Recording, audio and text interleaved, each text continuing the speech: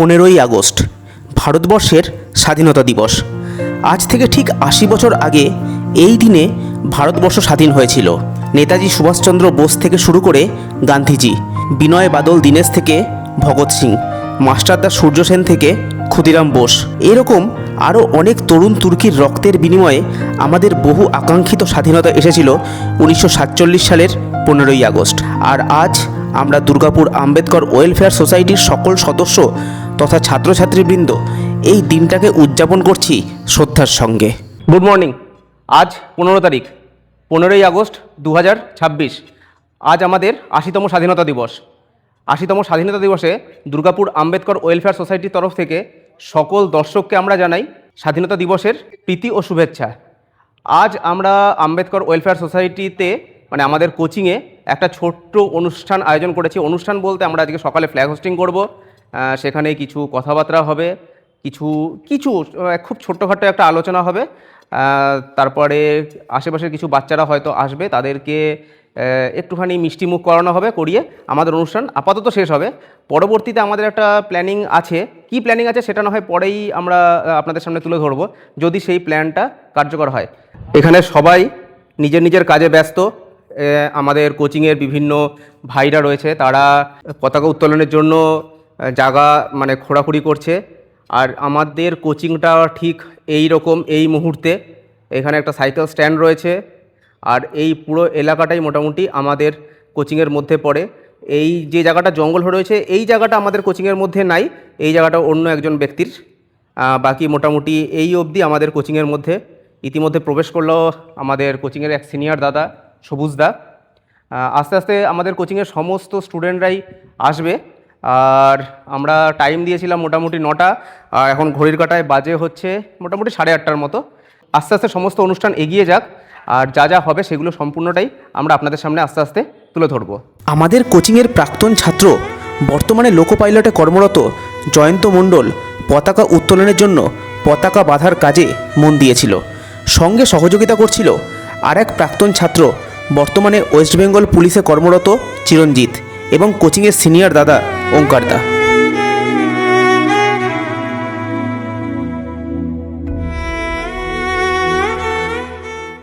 জয় ভীম। জয় ভীম। সকলকে স্বাধীনতা দিবসের শুভেচ্ছা, অভিনন্দন। ভারতবর্ষ স্বাধীন হয়েছে প্রায় 80 বছর হতে চলল। আমরা 80 বছরের দোরগোড়ায় আজ আবার পতাকা উত্তোলন করছি দুর্গাপুর আম্বেদকর ওয়েলফেয়ার সোসাইটির পক্ষ থেকে। যারা আজকে উপস্থিত রয়েছে তাদের সকলকে, সেই সঙ্গে সমগ্র দেশবাসী, এলাকাবাসী সকলকে শুভেচ্ছা, অভিনন্দন ও সংগ্রামী নীল অভিনন্দন জানিয়ে, আম্বেদকরবাদী অভিনন্দন জানিয়ে আমরা পতাকা উত্তোলন পর্বে যাচ্ছি। আমাদের মধ্যে উপস্থিত রয়েছেন আমাদের এই সোসাইটির সঙ্গে সম্পর্কযুক্ত বাগচিবাবু, তাকে আমি অনুরোধ করব পতাকা উত্তোলন করবার জন্য। বন্দে মাতরম, বন্দে মাতরম, বন্দে মাতরম। জয় ভীম, জয় ভীম, জয় ভীম, জয় ভীম, জয় ভীম, জয় ভারত, জয় ভীম, জয় ভারত, জয় ভীম, জয় ভারত, জয় ভীম, জয় ভারত। 80তম विनायक जय हे भारत भाग्य विधाता, पंजाब सिंध गुजरात मराठा द्राविड़ उत्कल बंगा, विंध्य हिमाचल यमुना गंगा उच्छल जलधि तरंगा, तब शुभ नामे जागे, तब शुभ आशीष मांगे, गाहे तब जय गाथा, जन गण मंगल दायक जय हे भारत भाग्य विधाता, जय हे जय हे जय हे जय जय जय जय हे। পতাকা উত্তোলনের পর বাবা সাহেবের চরণে এবং জাতীয় পতাকার পাদদেশে ফুল দিয়ে সম্মান জানানো হলো।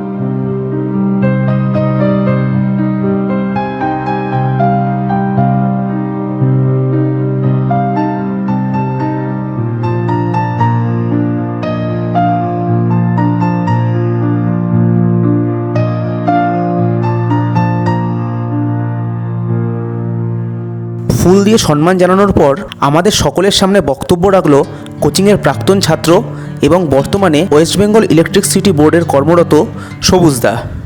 সকলে উপস্থিত হয়েছি, এর একটা গৌরব আছে আমাদের মধ্যে, আমাদের এটা একটা অধিকার আর কি। ক্লাসটি আমাদের তোমরা জানো, হিস্ট্রিগতভাবে অনেক কিছু আমরা পড়েছি বইতে, তো অনেক হিস্ট্রি এখানে ঘাটা যাবে না। আবার কিছু হিস্ট্রি না বললেই নয়। যখন আমাদের রাজতন্ত্র ছিল দেশে, তখন অবধি মোটামুটি ঠিক ছিল।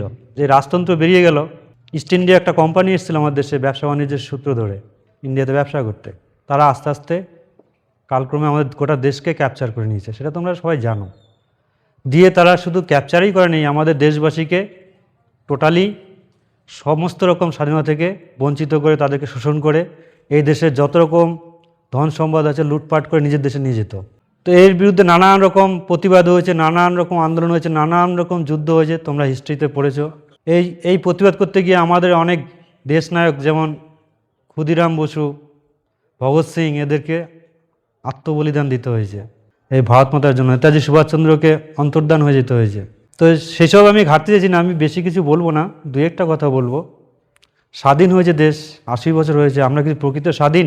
যেই স্বাধীনতা ভারতবাসীকে দিয়ে গেছিল, বা ভারতবাসীর যে স্বাধীনতা পাওয়ার কথা ছিল, সে ভারতবাসী কি সেই স্বাধীনতা পেয়েছে? আজ কিছু ছেলে মেয়ে, আমি একটা উদাহরণ দিচ্ছি, কিছু ছেলে মেয়ে ইংলিশ মিডিয়াম স্কুলে পড়ছে, আর কিছু ছেলে মেয়ে গিয়ে বাংলা মিডিয়ামে পড়ছে। আচ্ছা, বাংলা মিডিয়ামে যে ছাত্রছাত্রী পড়ছে তাদের অভিভাবকরা কি করে, তাদের একটা ট্যালি করে দেখেছো? তারা কেন ইংলিশ মিডিয়ামে ছেলে মেয়েকে পাঠাতে পারছে না?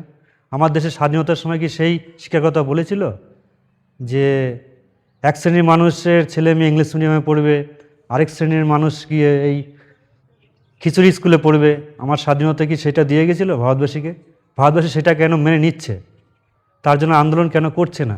তাহলে আমরা সেই শোষিত, সেই ব্রিটিশ আমলে হচ্ছি, আর বর্তমান সমাজেও আমরা শোষিত হয়েই যাচ্ছি। এইগুলো ভাবতে হবে। আমাদের পরবর্তী বক্তা হিসাবে ছিলেন দুর্গাপুর আম্বেদকর ওয়েলফেয়ার সোসাইটির সদস্য শ্রী বাবুল বাগচি মহাশয়। আমাদের রাষ্ট্রপতি দ্রৌপদী মুর্মু আজও তাকে অশুদ্ধ বলে তাকে শুদ্ধিকরণ করতে হয়। যেখানে আজকে বিভিন্ন আমাদের জাতির লোকেদের যেখানে গিয়ে যাক না কেন, সেখানে গিয়ে গঙ্গা জল ছিটিয়ে, দুধ ছিটিয়ে শুদ্ধিকরণ করতে হয়। তা আমরা কী স্বাধীন পেয়েছি? 85% লোক আমরা। আজকে আমাদের এখনও সেই শোষিত বঞ্চিত করে রাখা হয়েছে। তা এই শোষিত বঞ্চিত করার ফলে আমরা যে পিছিয়ে আছি, এই পিছনের একমাত্র উপায় হচ্ছে আমাদের দাসত্ব বোধ থেকে রেহাই পেতে গেলে শিক্ষা। সেই শিক্ষায় যদি ভালোভাবে শিক্ষিত না হওয়া যায়, তাহলে আমার মনে হয় আমাদের সমাজ সেইভাবে পিছিয়ে পড়বে। অতএব আমি তো সবাইকে বলবো, কলেজের আবেদন করব, প্রত্যেকের বাড়িতে, প্রত্যেকের ঘরে যেন শিক্ষার আলোটা ভালোভাবে ছড়িয়ে দেওয়া যায়। শিক্ষার আলো ছড়াতে বলে শিক্ষা যদি আদায় করা যায়, তবেই আমাদের এই দাসত্ব মুক্তি আমরা একমাত্র পথ। এই বলে আমি আমার বক্তব্য শেষ করছি। এরপর বক্তব্য রাখলেন দুর্গাপুর আম্বেদকর ওয়েলফেয়ার সোসাইটির আরেক সদস্য শ্রী সমর জয়ধর মহাশয়। আমাদের পরবর্তী বক্তা হিসাবে ছিলেন দুর্গাপুর আম্বেদকর ওয়েলফেয়ার সোসাইটির সদস্য তথা এই সোসাইটির কোষাধ্যক্ষ এবং বর্তমানে ভারতীয় রেলে কর্মরত ওঙ্কারময় বৈদ্য। জয় ভীম, জয় ভারত, সকলকে নীল অভিনন্দন। বাবা সাহেব বলেছিল, দেশের স্বাধীনতা দশের স্বাধীনতা এক নয়। গর্বের সঙ্গে সেটা আমরা উদযাপনও করি, বেশ কিছু ভোগও করি। তবে পর্যালোচনার বিষয় আছে, স্বাধীনতা পেলে আর না পেলে কী হতো, এটা যারা ইতিহাস পড়ে তারা বা করে তাদের বোঝা উচিত। যাই হোক, এ বিষয়ে তর্ক বিতর্কে গেলে অনেক সময় লেগে যাবে।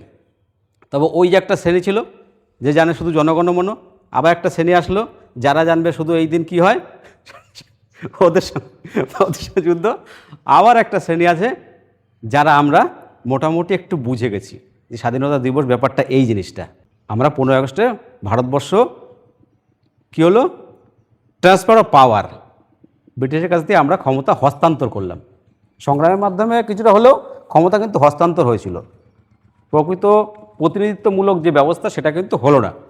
যাই হোক, এবার শেষকালে আমি যাওয়ার আগে একটা প্রশ্ন করে যাই, বেশি তার বলা যাবে না, সময় অনেকের কাছে। প্রশ্ন হচ্ছে এটাই যে যারা ইতিহাস একটু পড়ছো বা পড়া হয়ে গেছে, তাদের কাছে প্রশ্ন হচ্ছে এটাই যে ভারতবর্ষ কয়েকশো বছর মুঘলের কাছে আন্ডারে ছিল, মুসলিমদের আন্ডারে ছিল, তাই তো? তারপরে 200 বছর মাত্র ব্রিটিশদের আন্ডারে হলো। তাহলে আমরা 700 বছরে স্বাধীনতার লড়াই লড়লাম না, 200 বছরের স্বাধীনতার লড়াই লড়ে স্বাধীন হয়ে গেলাম কেন? তার আগে আমাদের উচিত ছিল যে 700 বছর ধরে স্বাধীনতা লড়া, তাই না? কিন্তু লড়লাম না লড়ে এই 200 বছরের পিছনে লড়ে স্বাধীনতা আমরা নিলাম, আজ ভোগ করলাম, গণতান্ত্রিক ব্যবস্থার মধ্যে আছি। সকলকে শুভেচ্ছা অভিনন্দন জানিয়ে আর প্রশ্নটা রাখলাম, সবাই চেষ্টা করবে জানার। ওই শ্রেণীর মধ্যে আর একটা লোকও আছে, ওই যারা 3টে শ্রেণী বললাম না, তার মধ্যে আরেকটা শ্রেণীও রয়ে গেল। তারা হচ্ছে কারা? যারা স্বাধীনতা সৈনিক তার হাত ভাঙছে, পা ভাঙছে। এরা আবার কোন শ্রেণীর লোক? এটা নতুন আবিষ্কার। এ নাকি গুন্ডা, নেতা নাকি গুন্ডা, যাই হোক বলছে, এটা রাজনীতির ব্যাপার তো চলে আসে, তাই বেশি গভীরে যাব না। তবে এরাও একটা শ্রেণীর লোক কিন্তু, তাই না? এই শ্রেণীগুলো কোথা থেকে আসছে? কী শিক্ষা পাচ্ছি আমরা? এডুকেশন ব্যবস্থা কোথায় চলে যাচ্ছে? এই জায়গায় কিন্তু আমাদের প্রশ্ন থেকেই যাবে, আমাদের সব বিষয় নিয়ে একটা প্রশ্ন থেকেই যাবে। যে কথাগুলি বলছে যে স্বাধীনতাটা কোন জায়গায় আমরা উপভোগ করছি। যাই হোক, এই বিচ্ছিন্নতাবাদ কিন্তু থাকলে বেশি দিন দেশের স্বাধীনতা যে অক্ষুণ্ণ সেটা থাকা সম্ভব নয়। এতে কিন্তু পরিবর্তন আবার আসতে বাধ্য। বিশ্বের ইতিহাস তাই বলে। ভারতবর্ষ কী হবে জানি না, আশা করব আমাদের সুদিন ফিরে আসবে এবং সাম্য ফিরে আসবে, সেই আশা রেখে সকলকে শুভেচ্ছা জানিয়ে ধন্যবাদ, নীল অভিনন্দন। আমাদের আজকের অনুষ্ঠানের শেষ বক্তা ছিলেন দুর্গাপুর আম্বেদকর ওয়েলফেয়ার সোসাইটির প্রতিষ্ঠাতা তথা এই সোসাইটির সেক্রেটারি কঙ্কন গাইন মহাশয়। আমরা কিছু মানুষ দু একটা দেশাত্মবোধক গান গেয়ে একটু তার প্রতি দেশের যারা স্বাধীনতায় অংশগ্রহণ করেছিলেন তাদের প্রতি কিছু আলোচনা করে আমাদের স্বাধীনতা দিবস পালন শেষ হয়ে যায়। কিন্তু সেটাই কি প্রকৃত স্বাধীনতা দিবস পালন? আমার মনে হয় না। আমাদের কমিটমেন্ট কি, আমাদের কি করা উচিত? বাবা সাহেব বলেছিলেন, উই আর স্টিল স্ল্যাভ, আমরা এখনও দাস, আমরা স্বাধীনতা পাইনি। তাহলে আজকে এই স্বাধীনতা পালন আমার মনে হয় সার্থকতা হবে সেইখানে যখন আমরা বাবা সাহেবের নির্দেশ মতো, বাবা সাহেব যে কথা বলেছেন যে আমাদের সংগ্রাম হচ্ছে স্বাধীনতার সংগ্রাম, আমরা স্বাধীনতা পাইনি। সেটা কি? আমাদের সুশিক্ষায় শিক্ষিত হয়ে ভারতবর্ষের যে 85% দলিত মানুষ তাদের রাষ্ট্রকে কায়েম করতে যদি আমরা পারি, তবেই আমার মনে হয় আজকের এই স্বাধীনতা পালনের সার্থকতা। আমি বেশি কিছু বলবো না, তোমরা ভালো করে পড়াশুনো করো, নিজেদের লক্ষ্যে পৌঁছাও, এই কথা বলে আমার সামান্য বক্তব্য এখানে শেষ করলাম। জয় ভীম, জয় ভারত, সবাই ভালো থাকুন। সকালের অনুষ্ঠানের পর সন্ধ্যাবেলা আমাদের কোচিংয়ে একটা কম্পিটিটিভ এক্সামের পরীক্ষার আয়োজন করা হয়েছিল এবং অন্যদিকে চলছিল কোচিংয়ের প্রাক্তন ছাত্রদের একটা মিটিংয়ের বিষয় আগামী মাসের 5 তারিখ শিক্ষক দিবস। তাহলে আজকের ভিডিও এখানেই শেষ করছি। ভিডিওটা কেমন লাগলো জানাবেন, ভালো লাগলে চ্যানেলটা সাবস্ক্রাইব করে আমাদের আম্বেদকর ওয়েলফেয়ার সোসাইটির পাশে থাকবেন।